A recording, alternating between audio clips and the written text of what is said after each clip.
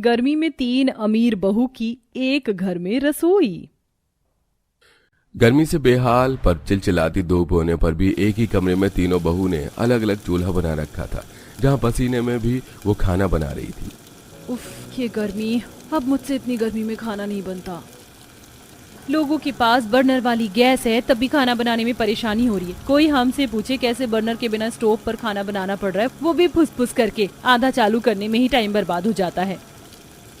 शालिनी, मैं तुमसे कुछ कह नहीं रही हूँ तो तुम मेरे बारे में मत बोलो।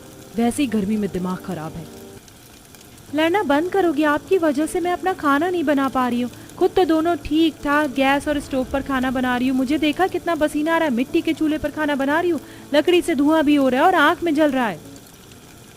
आंखें जल रही हैं? अरे तुम तो ठीक से सोने भी नहीं देती। जब से शादी करके आई हो पहले सब कुछ ठीक था, मैं और जेठानी जी आराम से रह रहे थे, लेकिन तुमने आकर सब बर्बाद कर दिया। मेरे आने से पहले आप लोग बहुत अमीर थे, महल ससुराल में रहते थे ना। जाने मैंने यहाँ आकर कितनी जगह ले ली, जिससे आप लोगों की सुख शांति खत्म हो गई। अरे मुझसे इस तरीके से बात करने की जरूरत नहीं है। बोलिए मत कि मैं भी अमीर घर से आई हूँ। तुम आई हो तो हम भी अमीर घर से आए हैं, बस मजबूरी है यहाँ रहने की। हाँ तो कौन आपको मजबूर कर रहा है? चले जाओ ना कहीं। अरे सुलोचना, देखो क्या हो रहा है, कैसे ये तीनों बहू लड़े जा रही हैं। वैसे ही घर में इतनी गर्मी हो रखी है, पंखा नहीं है, कूलर नहीं है, और ये तीनों अलग अलग चूल्हे पर खाना बनाकर इस घर को और भट्टी बनाने में तुली हुई है। अजी क्या समझाऊं मैं, इन तीनों की शादी को 15 दिन हुए, लेकिन जीना हराम करके रखा हुआ है। अच्छा, एक तो मैं आप लोगों के बारे में सोच रही हूँ, आपको खाना बनाकर खिलाना चाहती हूँ, और आप लोग मुझे भी लपेट रहे हैं। हाँ तो तुम तीनों ने कोई भारत रत्न पुरस्कार जीतने का कोई काम नहीं किया? शर्म तो आती नहीं है? 3 बहू घर में 3 अलग चूल्हे से हम 3-4 लोगों के लिए इतना डबल ट्रिपल खाना बना रही हो। कितना राशन बर्बाद हो रहा है, कितनी गर्मी हो रही है, तुम लोगों को नहीं दिख रहा? आप सही बोलती हो माँ, ये सच में बेशर्म है। ऊपर से तीनों अमीर घर से होने के बावजूद भी दहेज का एक सामान नहीं लाई। अरे कम से कम दहेज का सामान लाती तो इस घर में थोड़ा काम तो आता। ऐसे गर्मी में मर नहीं रहे होते। बस करो भारती, बहुत बोल रही हो तुम। एटलीस्ट सच बोला मैंने। बस करो तुम सब, इतनी गर्मी में लड़ने की हिम्मत कहाँ से आती है? बहू, तुम तीनों में से कोई खाना दे रहा है तो दे दो। हाँ हाँ बाबूजी, खाना बन गया है, मैं लेकर आती हूँ। नहीं बाबूजी, मैं लेकर आती हूँ। तीनों बहू फटाफट खाना परोसकर सास ससुर के सामने रख देती हैं और खाना खिलाने के लिए लड़ रही होती हैं। पापा जी मेरा बना खाना खाएंगे, तुम दोनों अपना खाना हटा लो। नहीं आप हटाओ। अरे बस करो तुम तीनों का ही थोड़ा थोड़ा खाना खा लेता हूँ। सुलोचना, तुम मेरे साथ बैठकर खाना खा लो, ज्यादा खाना है। जी हाथ मुंह धोकर आती हूँ, गर्मी के मारे मेरे से खाना नहीं खाया जाएगा। सुलोचना हाथ मुंह धोने चली जाती है तो हैंडपंप में आई गर्म पानी से उसका हाथ जल जाता है। फिर वो घर में आकर घड़ा का पानी चेहरे पर डालती है। हाँ बाप रे बाप, मर गई मैं तो। बाहर कितना गर्म पानी आ रहा है, जमीन का भी हैंडपंप से।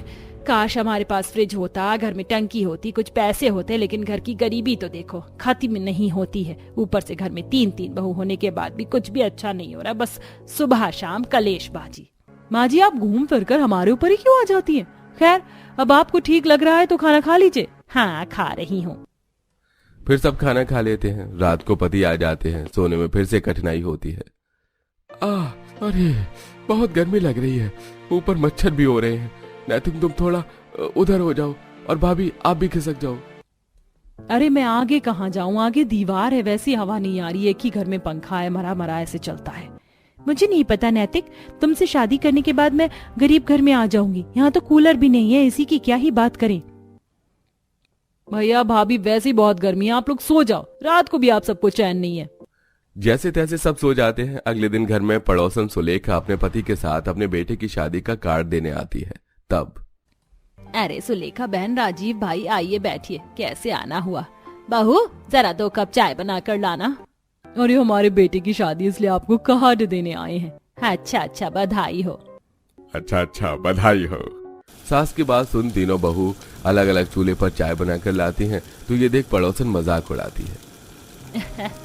ये क्या सुलोचना, तेरे घर में थोड़े ही दिन पहले 3 बहू शादी करके आई हैं। तूने कुछ ना बताया, ना शादी में बुलाया, और हमने पूछा भी नहीं। लेकिन यहाँ तो 3 चूल्हे पर अभी से ही खाना बन रहा है। क्या बंटवारा हो गया या बन नहीं रही है इनमें? वही तो बताओ सुरेश भाई, आप ही कह दो। राजीव भाई, घर का मामला है, मैं अभी आपसे कुछ नहीं कहना चाहता। अभी तीनों बहू चाय लेकर कहती हैं। ये लीजिए चाय पीजिए। नहीं, आप मेरे हाथ की बनी चाय लीजिए। नहीं नहीं, आप इन दोनों की नहीं, मेरे हाथ की बनी चाय लीजिए, आपको अच्छा लगेगा, इसमें नमकीन भी है। देखा सुलोचना, तेरे घर का हाल, अब बता हम किसके हाथ की चाय पिए भाई, हम तो चल रहे हैं, ये चाय तुम अकेले पी लेना। वैसे भी इतनी गर्मी में हम चाय नहीं पी सकते। ये कहकर पड़ोसी लोग मजाक उड़ाकर चले जाते हैं। दरअसल पहली अमीर बहू तो दिग्विजय से यूं ही शादी करके आ गई थी, लेकिन राहुल ने शालिनी से उसके घर से भागकर शादी कर ली और तीसरा वाला इतना मासूम दिल का निकला कि आत्महत्या करती। रितिका को उसने बचा लिया और शादी करके घर ले आया। माँ बाप ने तो कुछ नहीं कहा, लेकिन शादी के कुछ ही दिनों में उनकी लड़ाई होने लगी, क्योंकि अमीर घर से होने की वजह से वो गरीब ससुराल में रह नहीं पा रही थी, लेकिन मजबूर होकर रह रही थी। वहीं तीनों घर के बेटे भी फैक्ट्री में काम करके घर का खर्च चलाने की कोशिश कर रहे थे। वक्त गुजर जाता है, आए दिन गर्मी में बुरा हाल होता है। वहीं तीनों पत्नी कभी अपने पति से लड़ती तो कभी घर वालों से, तो कभी आपस में ही। एक शाम तीनों बहू बाजार से सामान लेने गई थी। तभी तीन बहू को प्यार से सामान लेता हुआ सुलोचना और उसकी बहू देखती है, और इसके बावजूद भी तीनों लड़ती हैं। अरे मैं लौकी की सब्जी ले रही हूँ ना कोफ्ते बनाने के लिए, तो तुम दोनों कोई दूसरी सब्जी क्यों नहीं ले रहे? मेरी नकल मत करो। अरे नकल करने के लिए आप ही बची हो क्या? आप कुछ और सब्जी ले लो, मुझे तो यही बनानी है। रितिका तुम शिमला मिर्च ले लो, नहीं तो आलू खरीद लो। अरे मैं हमेशा ही क्यों सैक्रिफाइस करूँ? छोटी हूँ तो आप दोनों मुझे ही बोलोगे, कभी खुद बड़प्पन भी दिखा दिया करो। तीनों बीच बाजार में लड़ने लग जाती हैं। आते जाते लोग उन्हें देख रहे होते हैं। तभी सुलोचना उन तीनों को घर लाकर सुनाने लगती है। कब सुधरोगी तुम तीनों, मुझे ये बता दो। देखा था ना बाजार में तीन बहू कैसे प्यार से सामान ले रही थी, और खुद को देखो कैसे कुत्ते बिल्ली की तरह लड़ रही थी। जब से शादी करके आई हो मेरे घर की सुख समृद्धि शांति भंग कर दी है। इससे अच्छा तो हम पहले ही गरीबी में रोटी बनाकर खा रहे थे, तुम्हारे आने के बाद भी सब बर्बाद हो रहा है। डबल राशन जाता है, मेरे बच्चों के पैसे लगते हैं। अगर यही पैसे बच जाते तो अब तक कूलर आ जाता घर में। वैसे तुम हाय गर्मी करती रहती हो, लेकिन तुमने घर के लिए अभी तक किया ही क्या है? अरे तुम तो पढ़ी लिखी गंवार हो, एक रसोई में मिलकर खाना नहीं बना सकती। सास की ये बात सुन तीनों बहू की बोलती बंद हो जाती है। अगले दिन घर में उनसे कोई बात नहीं करता। तब अकेले में तीनों बहू, सच में अब तो सर से पसीना बहते बहते पैरों तक आ गया है। माँ जी ने कल हम तीनों को सही डांटा है। हमने पैसे तो बहुत बर्बाद किए, लेकिन अब पैसे बचाने के लिए और कमाने के लिए क्या करें? दीदी ऐसा कुछ काम करते हैं जो हमारी पढ़ाई लिखाई नॉलेज काम आए। मुझे समझ आ गया हमें क्या करना चाहिए। बड़ी दीदी ट्यूशन पढ़ा लेंगी, मुझे फॉर्म वगैरह ऑनलाइन डॉक्यूमेंट के काम अच्छे से आते हैं, मैं वो करूंगी, और तुम कंप्यूटर क्लास दे दो बच्चों को, हर महीने 500 रुपए फीस। हाँ, इससे हमारे घर वाले भी खुश हो जाएंगे और धीरे धीरे हम अपना घर बनवा लेंगे और एसी कूलर भी ले आएंगे, साथ में चूल्हा भी एक ही रखेंगे। हाँ बिल्कुल। तब से तीनों बहू प्यार से घर में काम करने लगती हैं। बाकी की दो चूल्हे हटा देती हैं। साथ ही थोड़ा लोन लेकर रितिका 3-4 कंप्यूटर ले आती है, जहां आसपास के बच्चों को पर्चा बांटा जाता है। कंप्यूटर और कोचिंग क्लास के लिए दोनों बहू ट्यूशन पढ़ाती हैं, एक कंप्यूटर का और एक सब्जेक्ट का। बाकी तीसरी बहू घर के एक कोने में साइबर कैफे का काम खोल लेती है। लोगों के ऑनलाइन डॉक्यूमेंट भर के पैसे भेजकर और आधार कार्ड का काम करवाकर धीरे धीरे घर की आर्थिक स्थिति को बेहतर करने में मदद करती है। और 3 महीने में ही वो घर में EMI पर एक एसी ले आती है, जिससे पूरे घर में एसी की ठंडी हवा बहती है। साथ ही अब उनके ट्यूशन के बैच भी बहुत ज्यादा होते हैं। कंप्यूटर का लोन भी उतार देती है और घर में मॉडर्न रसोई भी बन जाती है। एक दिन, अरे वाह, जैसे ही तुम तीनों की अकल पलटी इस घर की काया पलट गई। देखो तो अब तो हमारी रसोई भी बहुत अच्छी हो गई और घर में गर्मी की दिक्कत भी नहीं है। और माँ जी ये सब आपकी उस दिन की डांट की वजह से हुआ है, तभी हम संभल पाए। और अभी तो देखना आप, हम इसका ऊपर का फ्लोर बनाएंगे और फ्रिज भी लेकर आएंगे। हाँ बिल्कुल बच्चों। इस तरह तीनों अमीर बहू अपने गरीब ससुराल को बेहतर कर देती हैं और वहाँ खुशी खुशी रहने लगती हैं। कितना समय लगाएगी बहू? यहाँ सब खाने का इंतजार कर रहे हैं। बस माँ जी आ गई। कंचन हाथ में कांच का कटोरा लिए डाइनिंग टेबल की तरफ बढ़ रही होती, तभी उसके हाथ से कांच का कटोरा छूट जाता है। हे भगवान, इसने ये क्या किया? पहली रसोई में ही सत्यानाश कर दिया। अब तो माँ जी के तांडव से कंचन को कोई नहीं बचा सकता। देखा नहीं था कल कैसे दीदी को एक गिलास पलटने पर सुना रही थी, जबकि वो टूटा भी नहीं था। क्या बात है बहू, मैंने अपनी कांच की रसोई का सत्यानाश करवाने के लिए तुझे अपने घर की बहू बनाया है? खा लिया खाना, भर गया पेट और हो गई आपके कांच के महल को ढाने की तैयारी। सीमा और मधु डरे हुए थे। वहीं कुंती लगातार कंचन को खरी-खोटी सुना रही थी। आखिर कांच की रसोई के लिए कुंती का इतना प्यार क्यों? जो कुंती एक कटोरे के टूट जाने पर इतना भड़क क्यों रही थी, इसे जानने के लिए हमें कहानी में पीछे चलना होगा। दीनानाथ अपनी 3 बेटी सीमा, कंचन और मधु के साथ रहता था। दीनानाथ की पत्नी सावित्री की एक बीमारी के कारण कई साल पहले ही मौत हो चुकी थी। दीनानाथ की तीनों बेटियों के लिए एक ही घर से रिश्ता आता है। तुम तीनों को मैं माँ का प्यार तो नहीं दे पाया, लेकिन जिस घर में तुम लोग जा रही हो वहाँ तुम्हारी सास तुम्हारा अच्छे से ध्यान रखेंगी। दीनानाथ को अपनी तीनों बेटियों के लिए एक ही घर में रिश्ता मंजूर था। रिश्ता पक्का होने के बाद कुछ ही दिनों में दीनानाथ की तीनों बेटियों की शादी कुंती के तीनों बेटों से करवा दी जाती है।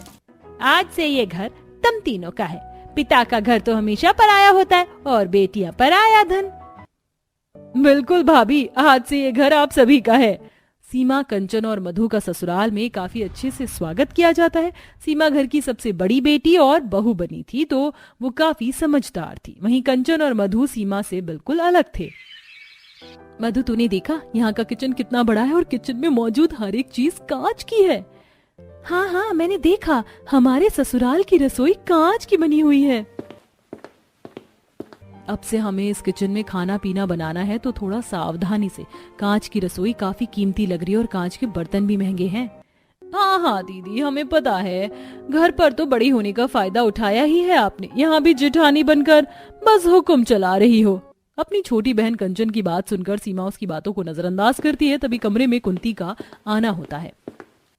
मैं तुम तीनों से ये कहने आई हूँ कि कल से तुम्हारी पहली रसोई की रस्म शुरू होगी। तो पहले दिन पहली बहू, दूसरे दिन दूसरी और तीसरे दिन तीसरी बहू रसोई की रस्म पूरी करेगी। जी माँ जी, जैसा आप कहें। कुंती अब वहां से चली जाती है, लेकिन कंचन और मधु के चेहरे की हवाइयां उड़ी हुई थी। अरे नहीं नहीं, कांच के उस रसोई में जाने में मुझे डर लग रहा है, कुछ टूट गया तो आफत आ जाएगी। इसीलिए तुम दोनों को समझा रही थी कि जरा ध्यान से, कुछ टूट फूट ना जाए। अब अगले दिन सीमा पहली रसोई की रस्म पूरी करते हुए कांच की रसोई में खाना बनाती है। सामने से कांच की रसोई से तेज धूप की किरण सीमा को पसीने से तरबतर कर रही थी। अरे बाप रे दीदी, यहाँ तो कितनी गर्मी है। ये बर्तन कितने चमक रहे हैं और भारी भी हैं। इसीलिए कह रही हूँ, नाजुक चीज है, इन्हें संभाल कर और ध्यान से ही काम मिलाना। बाहर सभी सीमा की पहली रसोई में बने खाने का इंतजार कर रहे थे। कुछ देर बाद सीमा सभी के लिए खाना लगाती है। भाभी, क्या मटर पनीर की सब्जी बनाई है आपने, और ये गुलाब जामुन तो लाजवाब है। कंचन देख रही है ना, दीदी को यहाँ भी तारीफ मिल रही है, आखिर हमारा क्या होगा। बहू, ये शगुन के तौर पर तेरे लिए सोने के कंगन, खाना वाकई बहुत अच्छा बनाया है। कुंती अपनी बहू को पहले ही खाना बनाते हुए देख आती है, जो सीमा साफ सफाई से और बर्तन को उसकी सही जगह पर रखते हुए खाना बना रही थी। तो कुंती को देखकर अच्छा लगता है। अभी तो तुम्हारी 2 और बहुएं बाकी हैं, उनके लिए भी शगुन बचाया है ना। वो तो खाने पर है कि उनके हाथों में खाने का कितना जादू है जो मुझ पर चलेगा। अगले दिन सुबह सीमा जल्दी उठकर खाना बना लेती है, क्योंकि कांच की रसोई में सामने से आने वाली धूप खाना बनाने वाले की हालत खराब कर देती थी। दीदी, आज तो मेरी रसोई थी, तो आपने सुबह खाना क्यों बनाया? इसीलिए क्योंकि मुझे पता है तुम दोनों के उठने का समय क्या है।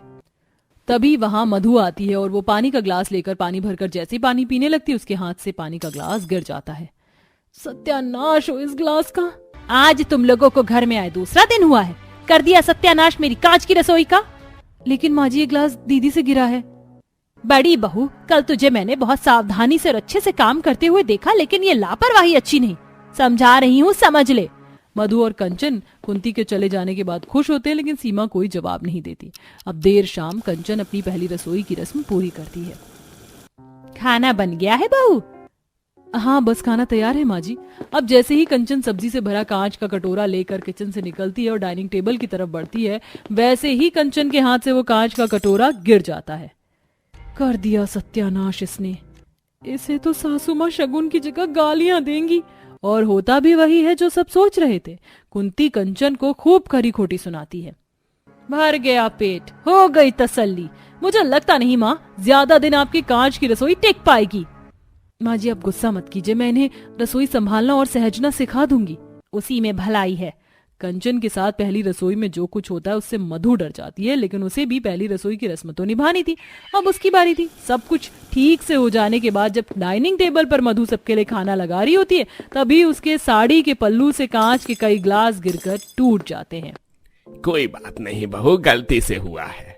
गलती से तो मैंने तुमसे भी शादी करके की है, तो उसका क्या? बहू, कल तुझे समझाया था ना, और अपनी बड़ी बहन को देख ले कितना संभाल कर काम करती है।